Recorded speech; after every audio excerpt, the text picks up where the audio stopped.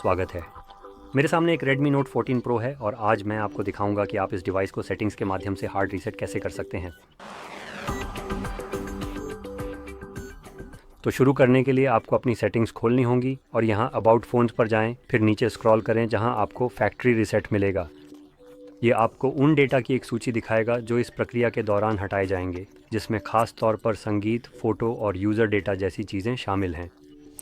तो अगर आपके पास ऐसी कोई चीज़ है तो आप शायद उसे बैकअप करना चाहेंगे। अब मैं ये भी बताना चाहता हूँ कि अगर आप इरेज ऑल डेटा दबाते हैं तो आपके पास यहीं पर बैकअप करने का विकल्प होता है, लेकिन ये केवल Xiaomi क्लाउड पर ही किया जाएगा।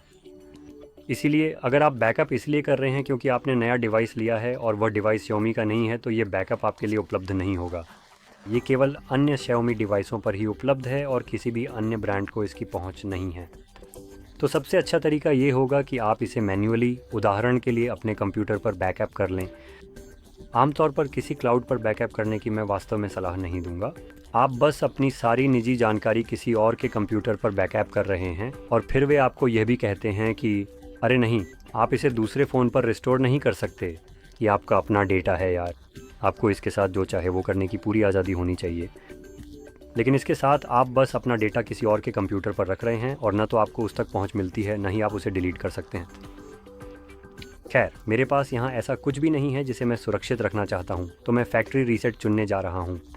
और क्योंकि Xiaomi अपने यूज़र्स को शायद औसत से कम समझती है, तो वे आपको एक असली टाइमर देते हैं जिसे आप स्किप नहीं कर सकते, ताकि वे आपके दिमाग में ये बात अच्छी तरह बैठा सकें कि यह प्रक्रिया वापस नहीं हो सकती और आपका सारा डेटा हटा दिया जाएगा और आपको अपनी ज़िंदगी के 20 सेकंड इस बेकार टाइमर में बर्बाद करने पड़ते हैं। लो हो गया। जैसे ही आप इसकी पुष्टि करते हैं, ये आपके डिवाइस का फैक्ट्री रीसेट शुरू कर देगा और इसमें लगभग 1 से 2 मिनट लग सकते हैं, ऊपर नीचे हो सकता है। यह जल्दी हो जाना चाहिए और जैसे ही यह पूरा हो जाएगा हमें सेटअप स्क्रीन दिखाई देगी। मैं तब वापस आऊँगा जब वह दिखाई देगी।